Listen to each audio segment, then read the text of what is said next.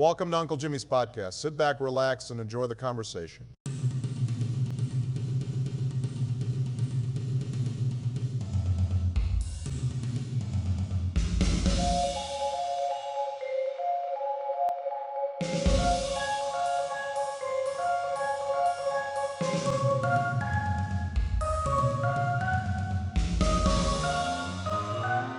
Yeah.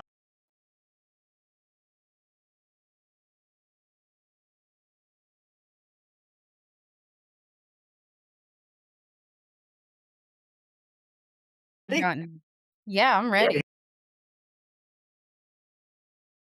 Good morning, good afternoon, and good evening, everyone. Welcome into Uncle Jimmy's podcast. Today, I have the honor of introducing two powerful voices in the world of healing, truth-telling, and emotional resilience, Trina Burns and Krystal Stover, the hosts of the acclaimed podcast, Thanks, It's the Trauma. Trina and Krystal have built a platform that is as courageous as it is compassionate. Week after week, they open the door to conversations most people are afraid to have. The ones about trauma, survival, identity, relationships, mental health, and the long, winding journey back to yourself. Their mission isn't just to talk about trauma, it's to transform it. Through raw storytelling, honest dialogue, and a real willingness to confront the hard moments, these two women have created a safe space where listeners feel seen, validated, and supported. They don't shy away from the darkness. They walk straight into it with empathy, humor, and the kind of authenticity that can only come from people who've lived the work themselves. Together, Trina and Krystal bring heart, humanity, and healing into every episode. Their podcast is more than a show. It's a community, a lifeline, and a reminder that we aren't defined by what happens to us, but how we rise. Please welcome the dynamic, insightful, and fearlessly honest hosts of Thanks It's the Trauma, Tina Burns and Krystal Stover. Welcome, girls. Hey, thank you. I know, man. I was like, oh my God. Oh my gosh, is that us? Is that us? That's the two of you. You know? Wow. So how we doing today? Having a- Yeah, I never really thought about it, but I think this is my first time. Trina's done some collabs with others, but I think this is my first time Huh? doing another podcast. Yeah, and like right before we started, when you went through the notes, like what we did in the beginning, my heart was just like, oh my God, I should be nervous right now, but I'm not. I'm not. I got over it. But I was like a minute and a half there. I had serious anxiety. But I It's definitely different when you go on somebody else's podcast than, instead of your own. So I had the jitters too. I'm pretty all right now, but yeah, I know what you I mean. wasn't expecting it. It didn't occur to me at all because we just talked and recorded, and it just didn't occur. I don't know. Yeah. So I This is often find, when I'm doing the show, my show, I'm nervous, I'm trying to get an introduction down, some questions. But when I go on other people's shows, I'm just like, I'm more like laid back, like just relaxing. And it doesn't really bother me to talk. But when I'm having people on, it's like, all right, here we go. We gotta get focused, we gotta get going. I'm excited to have the both of you. So Krystal, can you tell us a little bit about yourself? Well, I am currently 43 years old, an only child. My story kind of has a backstory, and actually about four, but the basics of it, my growing up situation, it was me, myself, and my mom and my dad. I was pretty involved with grandparents. I spent a lot of time with grandparents growing up. Just kind of got ping ponged around the family from whoever could keep me, if it was due to like work schedules or, party going, whatever they had going on. I was just an only child and I kind of was quiet and stayed to myself. So I wasn't much of an issue. I just kind of bounced around. And that continued really until I was like 15, honestly, until my mom was finally like, okay, this is fine. You can stay by yourself. But ironically enough, I wasn't from a broken home. My parents were still married, and I just literally could not stay at my house at a certain point because my dad got hurt in a work-related accident when I was, like, 12, and so he hasn't worked since. Yeah, so he was home at that time, so, like, I'm thinking back, I mean, at the time, I was so used to it, I really didn't question anything, but I'm, like, looking back, I'm like, "Why couldn't I stay home when my dad was there?" Hey. You know?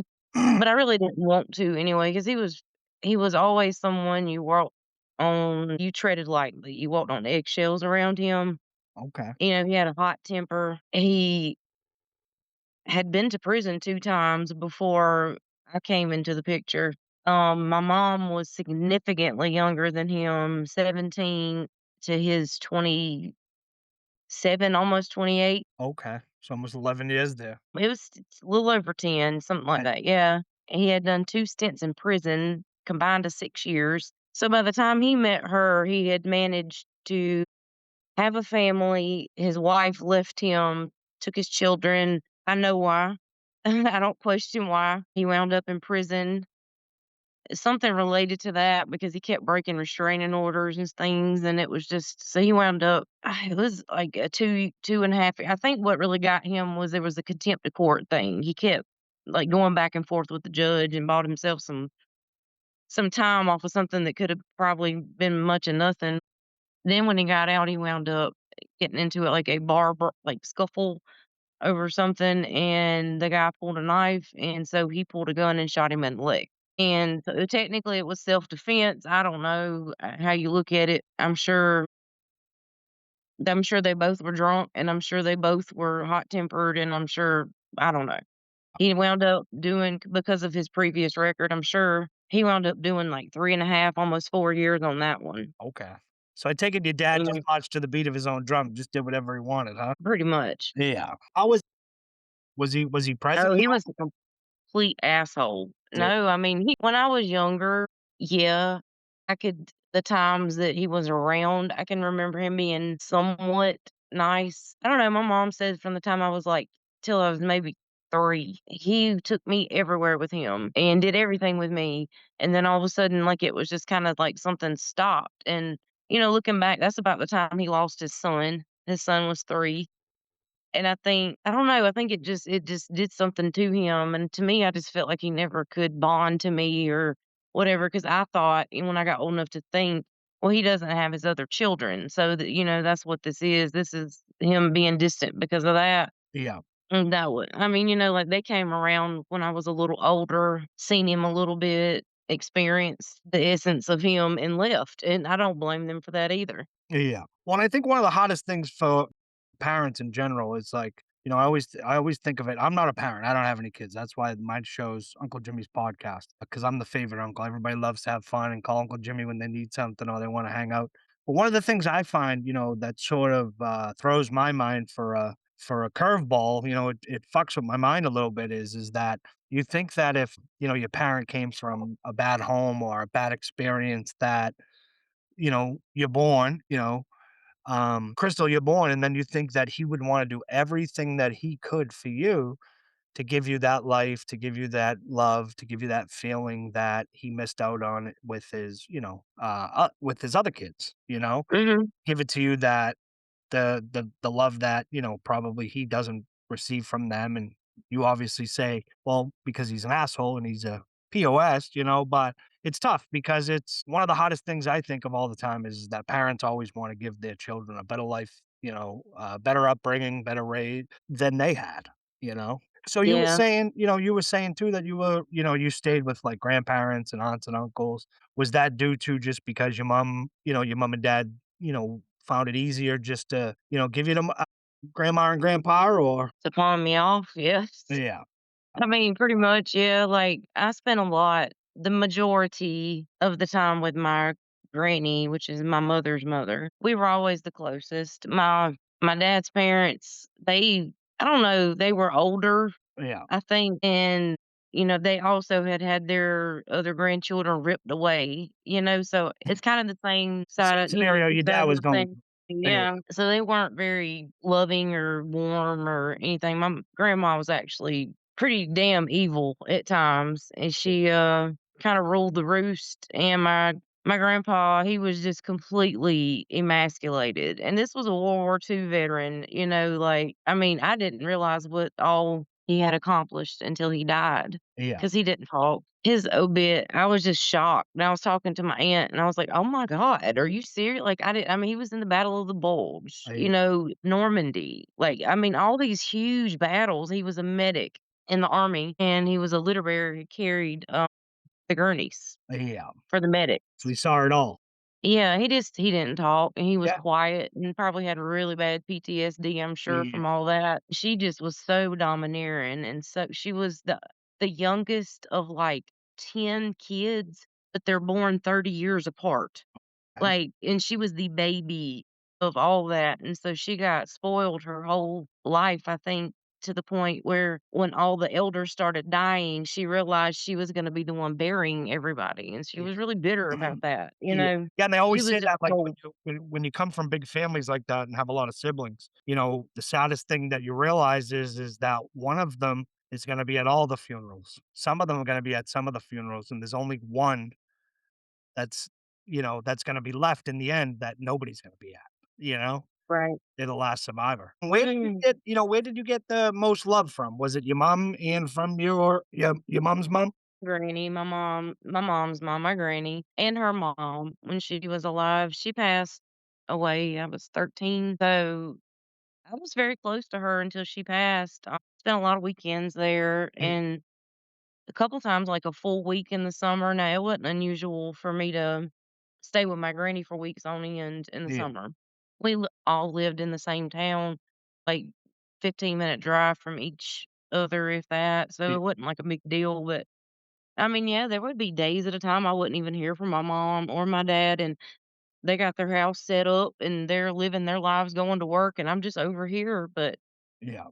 I don't know. So about the time, I don't know, things really started changing about the time I was 10, I would say, as far as how my dad treated me, how he approached me. It was not, it always felt like I was more of a nemesis than I was A a child. child. Yeah, like anything he could do to cut me down or put me down or make me feel stupid or bad, or, he just, he could be really aggressive and mean, and just more of it was more verbal and, like, emotional. Abuse.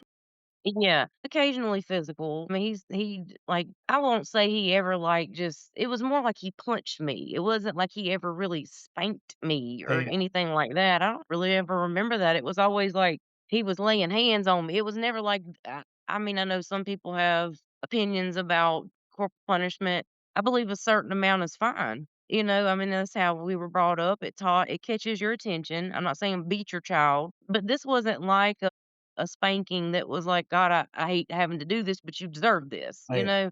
It was I'm not gonna say he enjoyed it.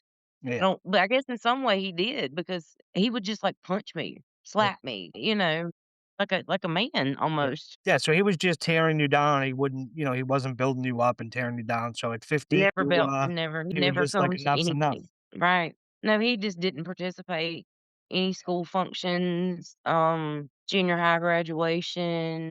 Like, he didn't participate at all, and he was there, he was always in the background with a smart ass comment, but he never did anything, and especially after he got hurt, because he went into a depression, which I understand, and we understood at the time, Yeah, but he just went from, like, bad to worse. He was like night and day, a different person inside and outside the house. yeah, And then he started not leaving the house because he was he was disabled and he couldn't work. But does he have certain disabilities? Yes, he's got like 40% restriction in this shoulder and this and this. And I get it.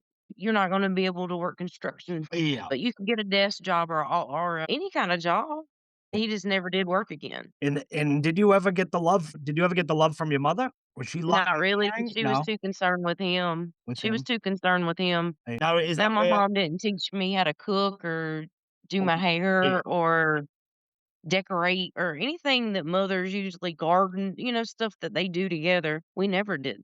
I mean, never. We went on a vacation a year together as a family because he loved the beach. yeah, Had to be 4th of July week because that's the week of his birthday, okay? But it's also the worst week to go to the beach. yeah. Come Worst on, week to it's go 4th of anywhere. July week. Exactly, but we had to go. Yeah, And, like food, we ate what he wanted, yeah, and he only ate what he grew up eating. yeah, And he, about the time I was like 12, 13, man, it just kicked into overdrive. And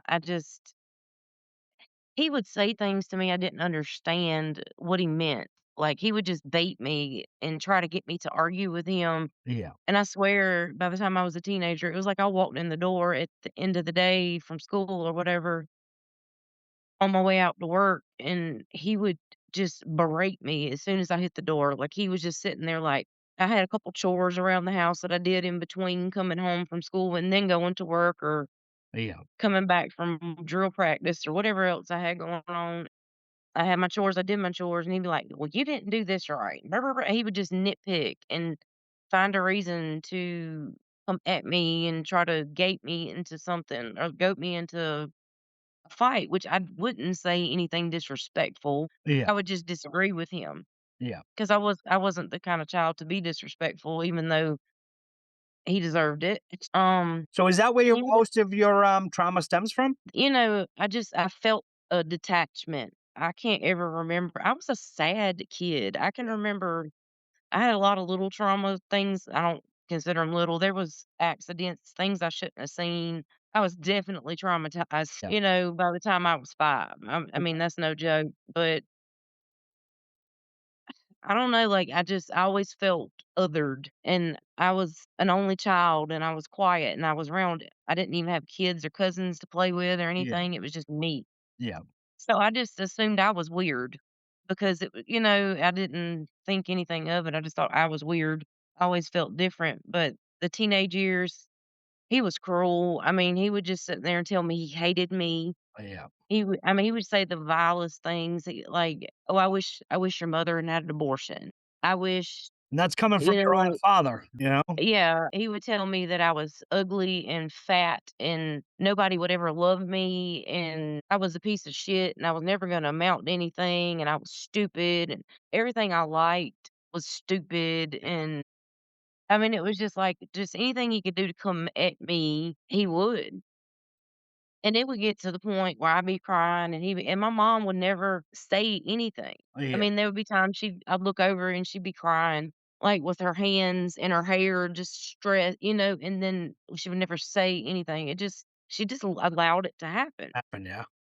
I mean, it happened daily. I mean, if it wasn't daily, it was definitely 3 to 4 days a week of these just sessions of just him berating me and the crosshairs. The meantime, it wasn't no better. He was a horrible person. He was just cruel. He was depressed and he felt bad and he's narcissistic and this other. So Seems like he took I everything wound out up, on you. yeah, I was the scapegoat, and I don't know, I didn't get to have basically, he wanted my mom to himself. Yeah. He wanted her attention, and that's what he got because he got what he wanted. He always did, and what he wanted was me not around, Yeah. and that's what he got. That's And so I lost my mom in the process too because she's too busy worried about him to mm. take any concern about me. So let me I ask don't you a know, question. So when you how many kids do you have kids? I do have 2. You have 2 kids. And you have a husband? Okay. So what's your relationship with your husband? Good. I mean, Yeah. we've been together for yeah, we've been together for 24 years and been married 22. Okay. And how's your Yeah, I'm about to be Live with 3. me. oh, They're 22 and 20, and they still live with me. and you have a great I mean, relationship with them? mhm. Oh, Yeah. so what I wanna say to my listeners is see, you take Crystal, right? You listen to what she's saying and how she was browbeaten and, you know, uh, hurt mentally, physically, emotionally by her dad. And then she turns that around. She meets her future husband. They're married. They have a great relationship, and she has a great relationship with their kids. They're again, some people that come from, a tough childhood will turn around and almost do the same exact thing, right? So that takes a lot, Crystal, to be able to pick yourself up from that, almost taking your pain, right? And make that into a Mhm. purpose to make sure your kids, yourself, and your husband never feel like you did when you were a young child growing up, right? Yes, I was right. I mean, I was put in situations as a kid, like, in places I shouldn't have been, like, in house parties when, like, just shit-faced adults, Yeah. just peeled up and been drinking and, like, it's crazy. I couldn't imagine taking my kid in there. No. I could not imagine, and I can remember crying and telling my mama I wanted to go home because the smoke was burning my eyes Yeah. so bad, and I had really bad allergies. And she would just she would try to get him to leave, and he didn't wanna leave, and then they're getting into arguments. I mean, and I would be stuck in that. So I guess I would have rather been at my grandparents' house because I guess that's the other side of that. It was almost a Mm, blessing to be there and your grand yeah, well, my granny it was, yeah. but it's come to find out, there's a lot of stuff I didn't know on that side of the family. It was shocking to say the least. Um, I had enough of my home life at 17. I had just turned 17. I think I've been 17 a week. Yeah, I was gone. I was gone. I got out and I had some couches I slept on for a little bit and some houses I stayed at. But I finally wound up with my own place. Me and Trina were roommates for here and there for a while. Yeah, I mean, we spent a lot of time together. yeah. we did. We But moved out at a really young age. yeah. But I You were wound up there, by the time I was you were there, Trina, for, when she leaves home and then you guys end up, a couple years later becoming roommates and now you guys grew up together, right? yeah, we met at 13, Yeah. 14. 14, Mm. yeah. Yeah. So I've seen a lot of the stuff that she went through as a teenager up into adulthood, even up to, the life-changing bombshell basically And that he's gone through. and what is that? What was the big life-changing bombshell? So quick fast forward. I'm 17 to move out, blah, blah, blah. Meet my husband, kids, marry. We do all that. We have a house. Happy. I have a career. I'm a Life's hairdresser good, your 15 work years. was And we're doing good. Kids are yeah. doing good. We're doing it. Sell our first house, buy our second house, and the things start going a little sideways for us. My son, he's always had some issues, but long story short, 20 years later, we finally get him diagnosed with autism, but he's on the low spectrum, Yeah. so it's just enough, and it's just enough to cause the difference. But we had some pretty hard years with him, but up until that point, we kinda had been charmed, I guess. I mean, we'd had issues like everybody, but it had been good. Relationship with my parents really was no different before. Like, I seen them on a rare occasion. They weren't involved, and my dad wasn't involved with my kids. My kids barely knew them. We live in the same town. Yeah.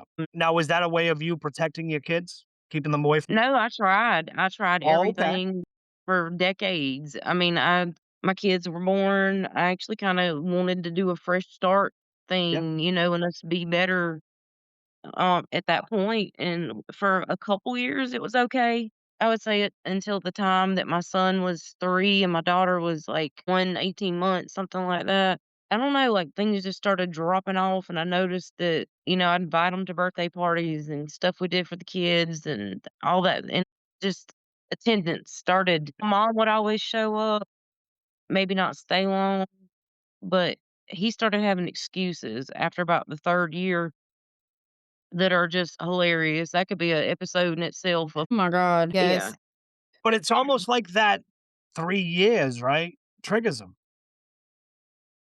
And I'm not making Yeah. excuses Yeah, for 'em, you know what? You're right. I never thought about that, but that is totally right. Yeah, the 3 years old is something that sticks in his head that he himself, get past. He can't, heal or Yeah.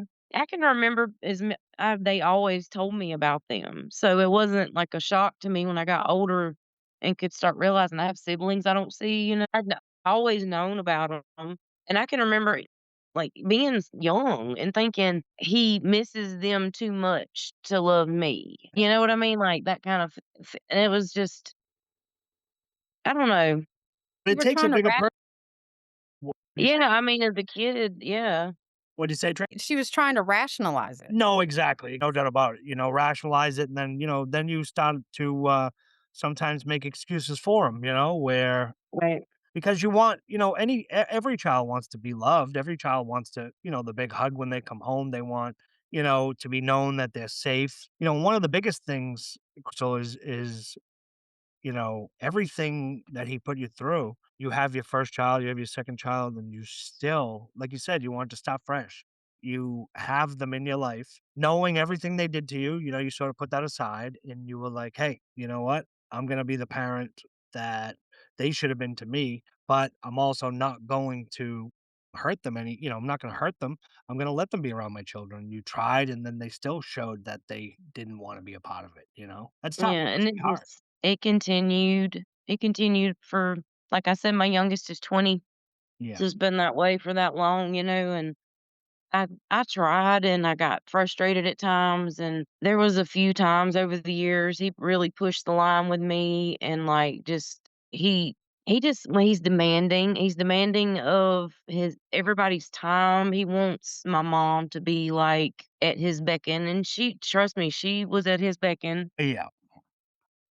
He's, That was he's I mean, sounds like he's very selfish, and it's all about him. oh yeah, he's definitely narcissistic. I Narcissistic. mean, I don't mean that in a way of like, oh, he's not. I mean, like he's textbook narcissistic in every way. Yeah, so it continued like that for years and years and years to the point to where like we had no relationship, and it was. I remember somewhere in the middle there, maybe around the 10-year mark, of me being out and having kids and doing all this, and like I would want to see you more, but I just can't handle him. I Yeah. can't because even if he's not being, he would never argue with me. He would argue with her in front of me, so I couldn't talk to her Yeah. if the conversation wasn't on him, and it was just so overbearing, and I was, you know, and she would always get aggravated, and they talked divorce for 20 years, like it was just he was impossible to live with. He really, really was. And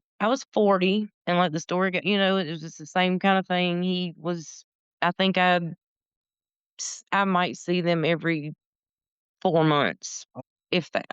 So it was one of my quad annual visits, whatever you wanna call it. And you guys live in I the went same town, over. you said, right? Yeah, a Yeah. 10-15 minute Yeah. drive, yeah, it's just up the road. So I went, but, the reason that I would go is because they would ask me to come because I was a hairdresser, Okay. and they wanted their hair done. So that was literally the only time when they could finally catch and bait me to doing their hair is when I could see them. When I would see them. It was we were just got there, they were having their usual back and forth bullshit Yeah. stuff they do, and I had my mom sitting in the chair and had the cape on her. I was fastening the cape. I was getting my comb out and stuff. And he always talks at his ass. Like he just says stuff that does not make sense. So I'm just thinking, okay, he's in there rattling off. Maybe she knows what he's talking about. I have no clue. And Can he had attest made it, to that. He does talk out his ass a lot. I mean, almost all the time. So I'm sitting there and talking, and I'm trying to like stay out of it because I remember this day. It was a Sunday, and I was so tired. I had like a really long week, and I was exhausted, and I just wanted to get in there and do it and get out and go home and rest. And I don't know, something my granny had passed the week before. That's something that needs to be said because, obviously my mom and I both are pretty emotional, and our family was almost all gone on that side. So I mean, it's just me and my mom now. So that was really a lot.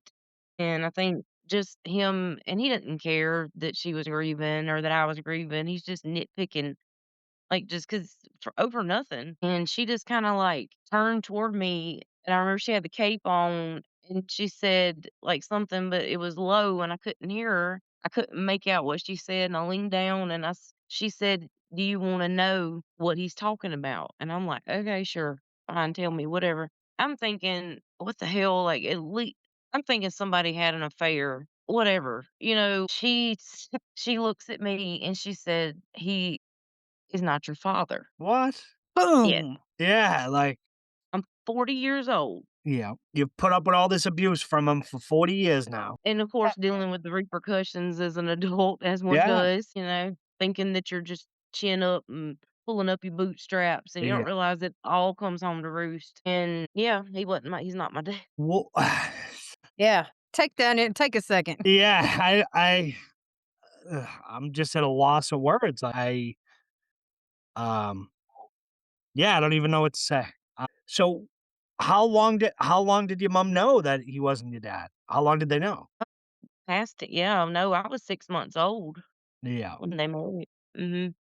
Wow. Everybody else knew, not me. Wow. Everybody else knew but me. Did you find out who your dad wa I did. I I just figure it out on my own, like she didn't give me a lot of help. Yeah. But of course, like when she says that to me, I'm looking at her and I'm like, my first Yeah, what's I going have through your head when she says that to you? which is it's like a bomb. It's just like a ringing in the ear. I can't, like a tinnitus feeling. I can't even Yeah, remember. I just know it was hazy and like I was seeing stars for a yeah, second. And I just looked at her and I asked her, I said, "Who the fuck is then?" yeah, That's the only thing And I can ask, Trina can attest to this too. I don't talk to my mom like that. That's yeah, right. not, I don't do that. The fuck is then? And she said, "I don't know." And I'm like, "What do you mean you don't know? You don't like, well, there could be a couple people." And I said, "Okay, well, mom, well, 2, 3, yeah, 2, okay, 2. Okay. What are their names?" And she gave me 2 names. They were like apparently close together in her mind and blah blah blah. So I looked a little bit up about guy number 1 and I looked him up first because he was he lived in the area. yeah. The other guy lived on the exact opposite coast, Okay. like Oregon. So, I go for local guy first because I'm like, that would be more convenient. If he was, well, I found out local guy had been in jail the entire length of my life because of like car theft and like he had cattle rustling charges. Cattle rustling. We live in an urban. That's not a way to describe Laura where I live, but like it's developed. Yeah. But basically, he stole a horse to Okay. give it to my mother as a gift, and she wouldn't take it because it was a stolen horse. Illinois. And the people pressed charges against him. Don't look a And gift horse in the mouth, okay? I'm not trying to make any jokes here, but it's sort of, your mom liked bruh, cool types, huh? it's like It's a story. It's a whole ass story. yeah, yeah. So I even went so far as to find I got a hold on the phone this guy's mother Yeah, and talked to her a little bit. And she was really old and really, really enjoyed the conversation yeah. because it was somebody to talk to. She was precious, like the sweetest lady. And but I don't know. So I wound up reaching out to a aunt of mine that's kind of been I never really considered myself had shunned her, but I guess she was shunned from the family. Yeah, And my mom's sister. okay, So, we never really talked. I didn't have a whole lot of a relationship with her growing up just because really my mom didn't want me to, I guess, okay, is what it is in retrospect. But I reached out to her because I knew she was around at the time, asked some questions, and I said, I found out that he's not my father. I'm trying to figure out who is. Mom gave me these names, or gave me a couple names, and I'm trying to figure out, do you remember anything about the guy she was dating around that time? And or because she thinks, and also the guy number 1 was a old friend of my aunt's from like middle school. okay. I think that's how my mom met him because they had ran into each other and whatever. But so she's like, I don't why is she even talking about him? She knows that's not your dad. She knows who your dad is. And she's like, your dad's name is on your original birth certificate. Don't you have your original birth certificate? And I said, no. She always told me she didn't have it. Have it. I have like a card one where but it was, I always ask her, I'm like, Mom, why does this say 1987? Yeah, I was born in 1982. I'm yeah, like, why? And she's like, "Oh, that's just I lost it." But it's a card one. It's not like any information on it. It's just basic little yeah. thing and state issue. But she was like, "No, your dad is this guy." And I said, "Is?" She said his name was X, and I was like, X, and gave the last name, and she was like, "Yeah, that's right." And she started explaining to me what he looked like. Meanwhile, I've already downloaded People Finder and all this stuff, and I have my Ancestry DNA kit being shipped to me. I'm spitting and we delivering, we shipping it off with UPS because I've got to know. Getting I it don't know done. what I'm gonna know, but I'm gonna know more than what I know now Yeah, when the stuff is said and done. And I looked through, and I searched the town I knew he lived in, and towns I knew he had lived in, because they actually met he met my mom, my biological dad met my mom in Utah, okay. but he's not from Utah. So and she's South Carolina originally, but so basically I would send her a couple pictures, and she would say, "No, no, no," and I would delete them. I'm like, "Does this look familiar, familiar, familiar?" And I gave this has been 40 years ago, and I'm sure she's tried not to think about it. Yeah. But she wasn't real clear-minded on a lot of stuff for a while. I have just raked and pulled a lot out of her over the last few years. But it took me about 10 days, I think, to find who I had tracked down and thought might either be a cousin of mine or possibly a half sibling or something, just by everything matched. Mama didn't even know how old he was. She kept telling me, she was like, he was 20 or 21 and he was 22, Yeah. at 23, almost 23 when I was born. Yeah. And she was 17, so there was, like, a 5-year age difference, but I guess back then it wasn't as weird, like but he was also raised Mormon, Okay. so it wasn't like it was like his maiden voyage. Yeah. So basically, they met out there. My grandma left her abusive husband, they came back to South Carolina. Abusive husband, like, my biological dad was neighbors with my mom. His parents were neighbors. He lived up north from there, but he would come down in the summers and help them on their farm. They had a farm, like pigs and chickens and stuff. I don't think it was anything really big, but Yeah. they were neighbors and they had talked and dated and did whatever, like, a little there, and he really liked her, and I guess in the way he was raised, at his age, he needed to get married, kinda. Yeah. So I think he was looking to settle down more, and she was 17, and she just did not. I don't know. The dad, when my grandmother was divorcing the stepdad of my mom, wound up getting my dad to fly out here to be with them, basically hoping to coax my mom into wanting to go back to Utah so my grandmother would go back. Yeah. And they could all go back to, and live together and be happy family again.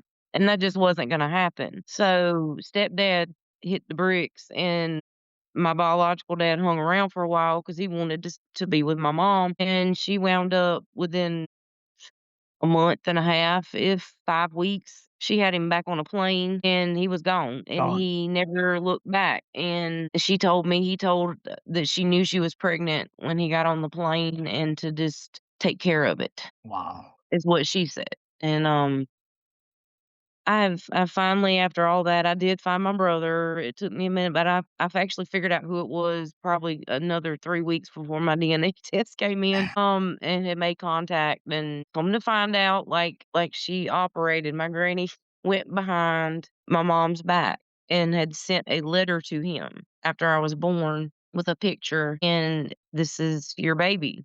This is where she's at. This is where," and I think he was truly shocked, and he didn't know what to do, and he probably thought, "Oh my god, it was one time." What's like, what. And so meanwhile, my mom, didn't say anything to him. She never called him, never met like, she had sent him letters, makes no sense to me, while she was pregnant with me. Yeah. After they broke up, still talking, sent him letters while she was pregnant with me. Never told him anything. Nothing. Nothing. And so, in her mind, 40 years, he has no clue I ever Yes. existed Yeah. on this planet. In his mind, I got this picture. She says that it could be, I don't know. I don't know what to do. Obviously, he was probably like was his first love, and she rejected the hell out of him. And he felt rejected and brokenhearted, and he held on to her high school ID that she left in his car out there. I mean, for until I seen it. I actually flew out there like 2 years ago and seen him, met him, and he flings out this ID out of this envelope, and this man does not seem sentimental. He doesn't seem like somebody that holds on to stuff like that, but he had it. Yeah. What was it like meeting him the first time? It was crazy. It was in true You just fashion, I have the worst freaking luck, okay? So, this is my first plane ride. My husband has had one experience before that that terrified him, and he swore he would never fly again. But he got on the plane for me, and we flew to Oregon, and just so happened when we came, there had been a torrential ice storm that was uncommon for there. They called it on the news a 40-year-old storm, a 40-year storm. That was you. That was me. So this damn thing, they had just opened the highways up the morning we were scheduled to land. So if it had been any different, a few hours one way or the other, we would have been screwed. Okay. So the rental place, the only thing that we could get, I mean, these people actually tried to get us, they were like, we'll upgrade you if you want, because there's ice and snow everywhere. And they just opened the roads back up. And they tried to get us to rent a BMW Roadster convertible. Or not a BMW. What was it? The little Mustang 2 seat, you know what I'm talking about? The little, it almost The looks like little a little two-door. short Batman. Yeah, and I'm like, "Oh, we're going up mountains. I'm not gonna die in this thing." So we figured it out. We wound up with an Altima, and I was terrified the whole time. South, we don't deal with ice well. That is not our thing. It might as well be like hellfire coming up out the ground. We don't touch it. We don't go near it. And he drove us around in ice that was 4, 5, 6 inches thick in spots. They don't believe in scraping their roads. My stepmother actually told me that the county had sold all their road scrapers and equipment and stuff 5 years prior to do something to update the square in town Yeah. or the little town center because they never needed them. Yeah. Until you came to town. Right. But he is it he made everything make sense to me. Okay. Always felt so different.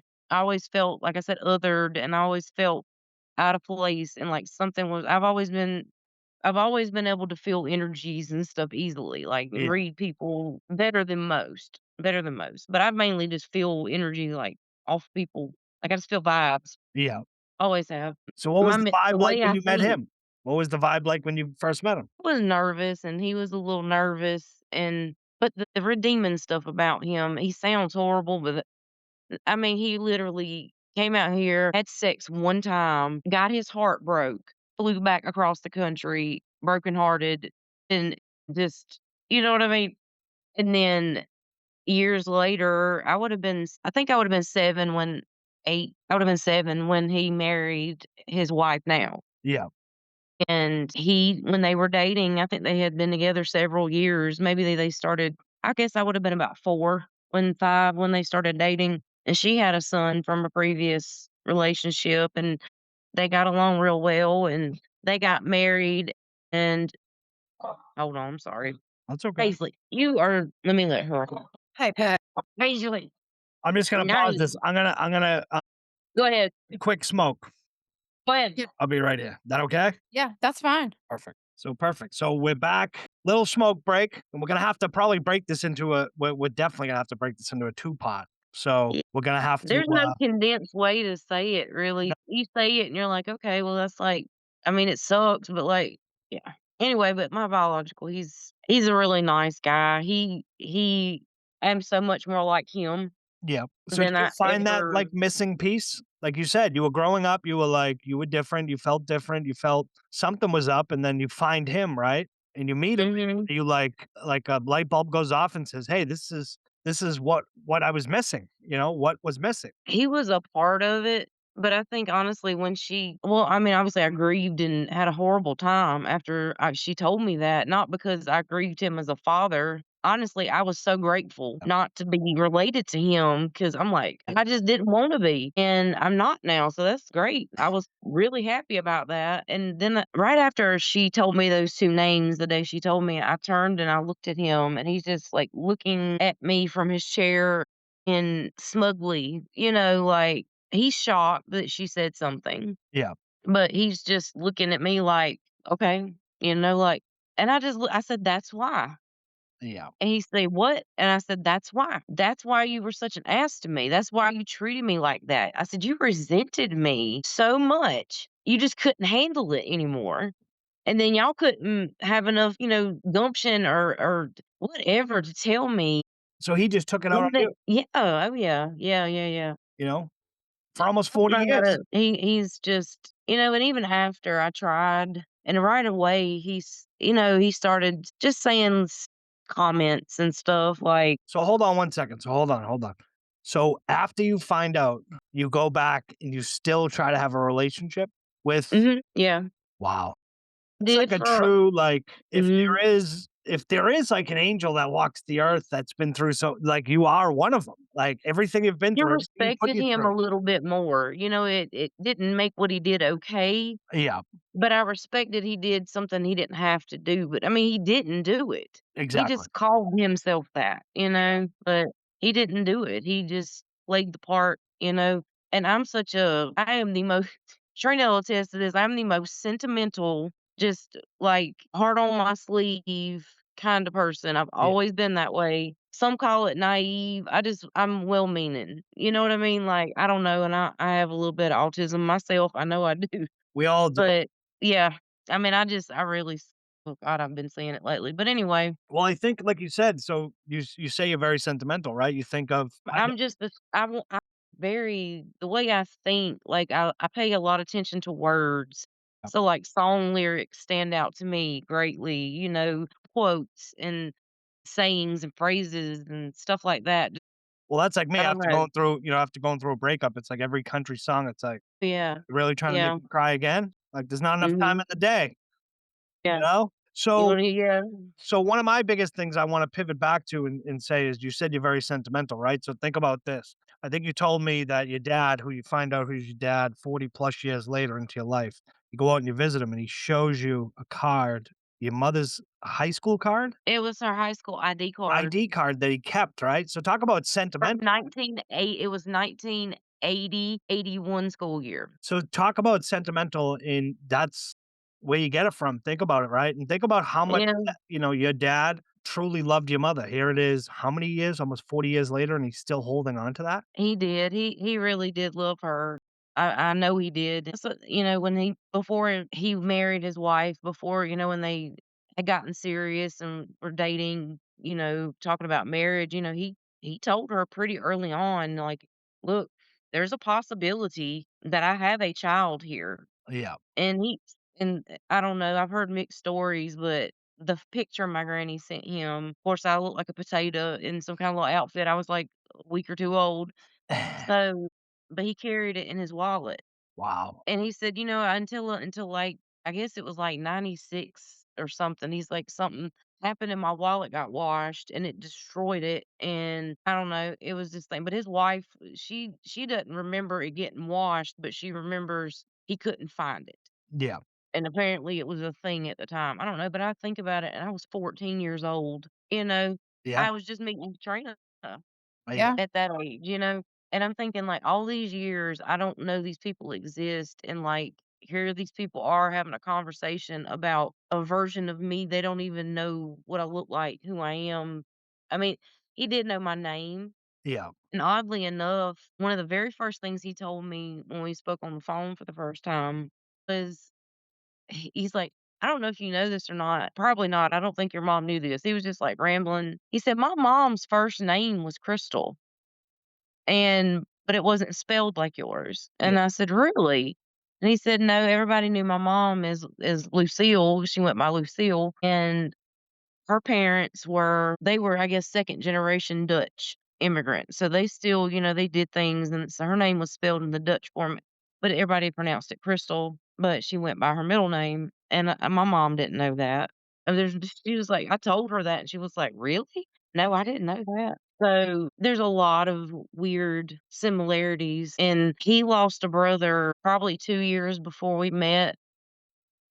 He was one of 10, so Okay. his closest sibling, they were, like, best friends passed, and he actually found him, and it was very traumatic, and I had a similar situation, me and my husband the next year, because we found my husband's best friend, one of my very best friends in the world, dead. He's 41 years old. It was completely unexpected and shocking, and so I knew all about that, and he's telling me about it, and he's like, "I had to break in a window to and I had to do the same thing." Same thing. Yeah.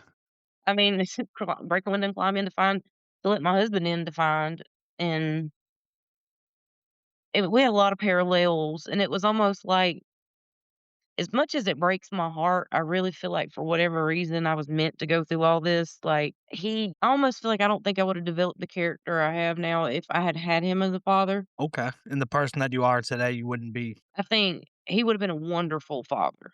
And I think he would have absolutely checked every box for me. You know what I mean? But I think I needed Like I said, Trauma. I do well, no, I know I have learning disabilities. You know what I mean? And, like, my body feeds on trauma. It's like, "Give me more, give me more." I don't know, maybe I needed something to get past the level to get as far as I have. But I don't know, like, I feel like that first part of my life was for work hard, do pay my dues, grow, thrive, persevere, and I hate that word at this point. I didn't wanna have to persevere. I Yeah. just wanted to be a kid, A kid, and I didn't get to be that. yeah. I didn't get to have all that, and, I have 2 brothers. They're a lot younger than me, but they're just starting their lives, and here I am in my early mid-40s, and, like, my kids we're just in different stages, and I got to actually go out and eat dinner with everybody in the family that I could possibly meet. I met a cousin at one of his brothers, the oldest of his brothers, who actually passed away about a year ago now, so I was glad I got to meet him. He had been sick for a really long time. The brother that passed away that he found, though, I always have struggled to figure out who my son looks like because he doesn't really look like either one of us, but he kind of looks like me. But then I don't know, you can't really see anything. And then this uncle is like, oh my God, exactly like my son. It's uncanny. And to know my son looks like somebody I didn't know existed Existed, yeah. and have never met. So what's your relationship with him like today? It's good. It's really good. He's very nice. He's very patient. He'll talk to me about anything I want to talk about. Yeah. You know, he's he's doing the best he can to get to know a girl when he's only known boys. Yeah. There's a lot of pain there, from both of us. Like, Good about it, yeah. and it's good. I mean, honestly, like he has really helped me sit back and learn to observe myself and observe the way I react and observe, and he's never talked badly about my mother. Yeah. Never. Even after everything that's came out since. I mean, like, short of it, like, I found out that she hid my pregnancy. Yeah. My aunt knew. Nobody knew until I was 3 months or 3 weeks before I was born. Yeah. And the only reason that they told was because, my grandmother needed to know and my aunt told her. She hid the pregnancy. They weren't prepared for me. I didn't have prenatal care. They didn't know if I was a boy or a girl, if I was twins, if I was, Eh, you know what I mean? yeah. If I was early, if I was late. I mean, nobody knew. I was like 5 pounds, 12 ounces. I think I was right at the point of being term, but not fully. And I had jaundice and stuff like that. So she was probably partying and she was doing What she whatever the wasn't whole supposed. time. Yeah. So is it fair to say that you and your dad are on a bit of a, healing journey together? Yeah, I think, I told him very early in the beginning, I said, I feel like God kind of brought us together when we needed each other, like Yeah. exactly in that moment in time when we needed each other. And I don't know why. I just can't decide. I can't figure that out. But since we met, he had his brother, I mentioned passed, his brother and his daughter in law, which was his eldest, his stepson, but he considered him his son. His wife passed away. She got sick during the pregnancy of their daughter and found out that she had, help me, Trina, what is it? Lou Gehrig's disease, Yeah. ALS. Yeah, ALS. ALS, yeah. yeah, so she got diagnosed and was gone within 6 months, and that was kinda, like, around the time we met, she had just got diagnosed. Okay. I mean, like, literally within that week, and also within that week, he found out that his oldest biological son, my oldest half brother, they were expecting their first baby, and he's 32, 30. I guess he would've been 30 then. So, So it's like it was everything's coming out everything was coming out of it at everything. one time. So it must have been tough. Must have been tough trying to have a, It have a was, but he conversation with him, but also him trying to obviously, internalize everything, take it all in, and be able to even think because there's so much going on with in his life, and also in yours too. Well, how did you guys did you, has he ever talked to your mother at all? No? hello? Can you hear me? Yeah, I don't know what happened. That's okay. Oh, Can you hear me, yes. Crystal? Is that good? Yeah. Did he ever talk to your mother at all? I don't know what happened. That's okay. I do, and we've had some heart to hearts, and I mean, like, she lied to me about the whole story. She lied to me for a year and a half after she told me the truth about that situation, about how he why she didn't tell him or why he didn't come for me or, it wasn't like that. She said she told him and Yeah. he didn't want anything to do with it, which also means that's been the story and that's what everybody knows to be true except for me and her. Yeah. Because my stepfather, which now I refer to, which I don't have a relationship with him at all today, But that's due to his part, not he, you, nothing to do with you. You've tried. that's him, it's not me. Yes. No, no, there was like a last nail in the coffin for me and something that happened or a question I had that got answered or reconfirmed in my mind because I already knew it was true. I wrote him off. I just told him I can't do it anymore. It's Yeah. a boundary thing and my mom really tried to push it for a while. I'm not gonna no, I don't want to see him. I know I don't want to talk to him. No, I don't want to cut his hair. I don't want I Yeah. don't.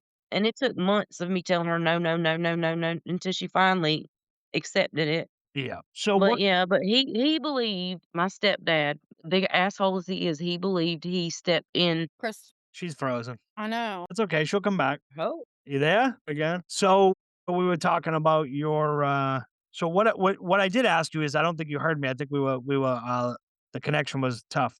Has your dad, right? The one that you Mhm, fought, talked to your mom mhm. at all? No. No. I think if they were to meet, it would be cordial. I don't think there would be there neither one of them are the type to honestly, like, I've asked my mom one time if he were out here to visit, would she be open to if it came up? Because I really don't care if they do or they don't.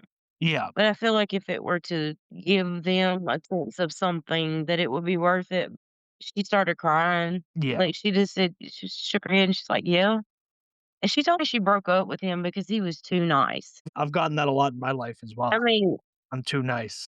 and I understand because my husband's a nice guy and Yeah. mostly. So I understand it, it's like, I don't know, I guess for her childhood, it made her run toward that kind of thing, and me, it made me see everything I never wanted to be. Yeah. And it made me like, I don't know, I've said before, I always felt like I had a knowing in me. I knew right, and I knew I could look at them and say, "This stuff they're doing is wrong," and I was a little kid, like Yeah. 5, 6 years old. I can remember thinking like, "This shit ain't right. These Yeah. people ain't living right. Like, this is not what life is supposed to be like. This is not how parents are, and this is." And I mean, I was so little. I remember feeling that way. I remember thinking it, and I remember being embarrassed of my parents at a way younger age than most kids should ever have to experience. But the thing that sticks with me is, and the thing I can't get out of my head is, I remember when you first started talking, you said that you felt different, you felt strange, you felt weird, and it's almost like like a second. I don't think it's called a second sense, but like a sense in your body that something wasn't right here. And then 30 years later, you're 40 years old, and your mom's telling you that your father's not your father, and that it could be this guy, it could be that guy, and then you find out who he is, you go meet him and you still have a relationship with him today. It's basically where you feel like something is different about you, but you don't know what it is until it actually comes out. Comes out. Right. And it's like, And That's so, even when you told me, I was like, wow, I was at a loss of words. And I'm never at a loss for words. I can talk for days and months. But one of my biggest things I have for you is, so did you ever talk to your mom and, what you call now is your stepdad, of why all of a sudden did they decide to tell you? they didn't decide. She said okay. Well, there's a short answer and the truth, and they're both true.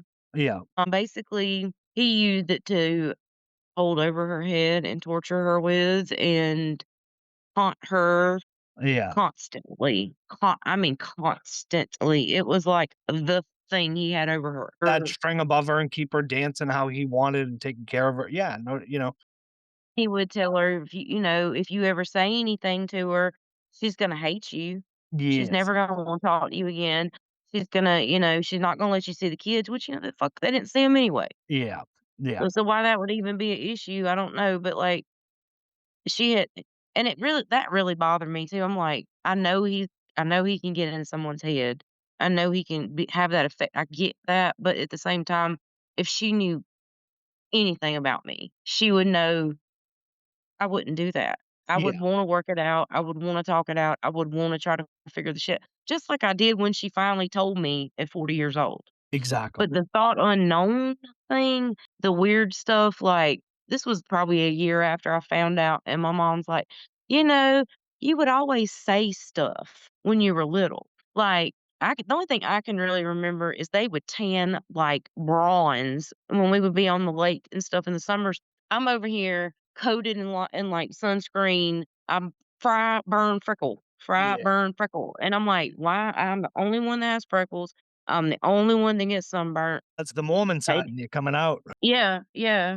So, I had that, but she said, "Don't you remember the dream you had?" And I said, "What dream are you talking about?" And she said, "The one you were, like, 10." And I vaguely remembered it after she told me Yeah. what I did, but I was, like, 10, summertime. I took a nap. I woke up. I came into the living room. She was watching a movie, and she said, came and I sat down and started talking to her and telling her I had this dream. And she said, "Well, okay, what?" And I said, "Well, in this dream, dad wasn't my dad." And she's kinda looked at me, because it was a kid and any kid could have that dream, but coming from this particular one, she was just like, "Oh, okay, well then, who was it then?" Like that, like, just trying to be like, "Meh." And I was said, "I don't know, he's not from around here, and he's from out west, like, he lives on the other side of the country." So it was like I was talking in backhand, It's like and you already knew. she kinda thought I knew, but I it was it was weird.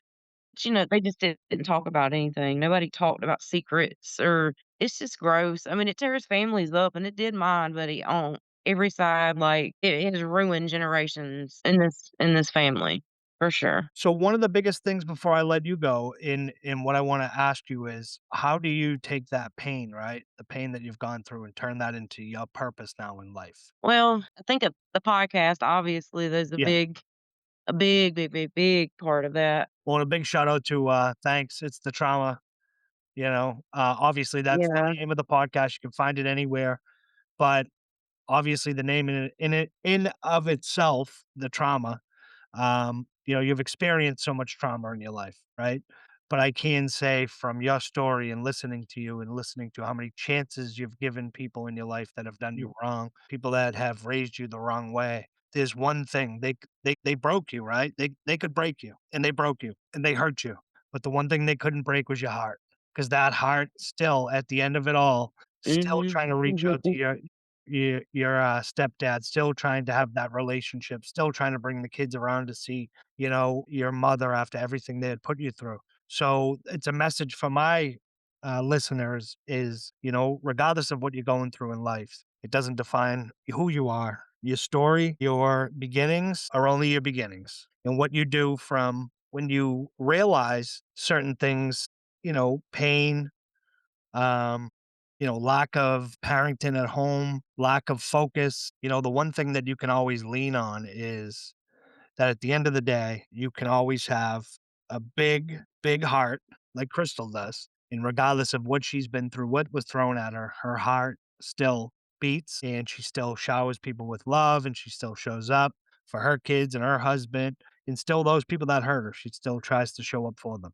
So if it's a lesson to anybody, just realize that Crystal is one of resilience and hope. And I appreciate you, Crystal, for coming on. Is there anything you would like to leave the listeners with before we go on to Trina? Ooh, I should have prepared for that. Yeah, I guess so. I think if more people would tell stories like this, 'cause, mine it's a little exceptional, I guess, but everybody's got one. Yeah, And every story, no matter how severe or, insignificant in other people's mind, is still struggle and pain people deal with, and we could all just really help each other no so doubt about it. much if we would just take the time and preconceived notions out of the equation for a minute and just talk to people like that, people. Yeah, I feel like the world would be so much better.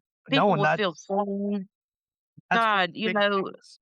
Sorry about that. Go ahead. if people felt seen more, I feel like a lot of the anger would be gone. There's people are so angry because everybody is so, I don't know, irreplaceable, it seems, in society almost, you know what I mean? Yeah, And I mean, all of us, like, we want to be loved and we want to be seen and we want to be accepted for who we are and not judged. yeah, I mean, a judgment is, I don't know, that's a concept. yeah. He's human to judge. but it's what you do with the judgment and how you take it. That's the issue. Well, and that was one of the big things about the podcast for me for season 2 and the circling back of what I started. After season 1, I said, maybe I'm not going to do it. I'm solo. But I looked at it and I said, one of the biggest things, there's 8 billion people in this world. And everybody, like you said, has a story, right? So if I could get unique people or regular people just to come on the show and tell their story, right? And the pain that they've gone through, the resurgence that they've gone through, the rebirth that they've gone through, and how they've done it and bring the story to people. And if it affects just one listener, it can change one listener's mind or one listener's thoughts, then we've done the job know that we're searching for. We're setting it up, and the biggest thing is for you coming on, and a couple people that I've had on, one of the biggest things they say is you have to come to the truth. You have to look yourself in the mirror and tell yourself the truth. In those conversations we're having now, like this conversation, we started it a while back. I didn't think we were going to be on here talking, and then it was like almost bombshell after bombshell of what the heck you've been through. But again, the biggest thing for me was still hearing you saying, I still try to have a relationship with them after. I still try to be there for them. Like Yeah, everything I you think did. it never occurred, it just never occurred to me I had a choice. That was what I do, what I did. And with him, he's gotten to a whole new, I mean, it's my mother actually finally, after 42 years, Yeah. I wouldn't even say leave him. She moved to my grandmother's property that passed away. Yeah. So she's living offered that he could come stay, he doesn't want to move. He Yeah. wants to stay in there, and so they're at a stalemate, and she's like, "I'm filing for divorce." And he was like, surprisingly didn't really put up much fuss. He's delusional. No joke, he's delusional.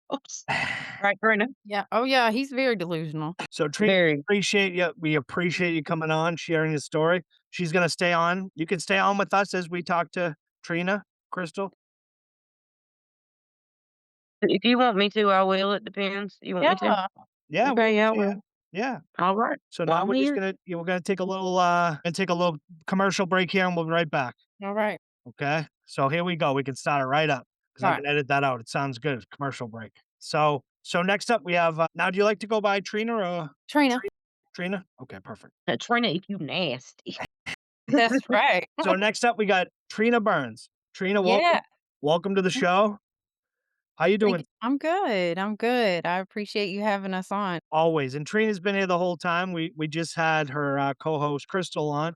Krystal was dropping some bombshells, and I it felt like we could have kept going for a good shit. I think we could just probably go till the cows came home. Talking with her, we had a great talk. And so Trina, tell us a little bit about yourself, where you come from, what you do, and I know you run a foundation. You're an author. So you got a Mhm. lot of stuff going on right now. So tell us a little Yeah. bit about yourself. So, like Crystal, I am 43. I'm married for 23 years. I have 3 kids. And if you couldn't tell by my accent, I'm Southern. And so then alongside with Crystal, I do have the trauma of the PTSD, anxiety, depression, all of the letters, numbers, the Tick alphabet, all the boxes. checking all those. So I got the anxiety and depression myself, something I've always tried to get rid of, but it's in the world we live in now, it seems like the anxiety is just 100 times worse than it's ever been. You gotta it's learning to live with it and Yeah. exist with it and how to see it coming. Yeah.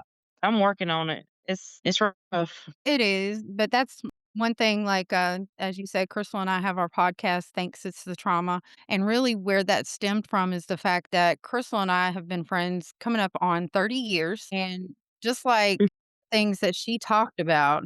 Yeah.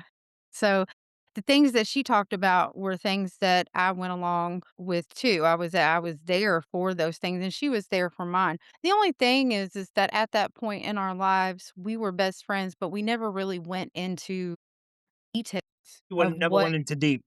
Yeah. Yeah, it was just always like, "You good? Yeah. You Yeah. good? Yeah." But we never really went into it because we didn't wanna be a burden to each other. We were being strong for each other, not to bother each other.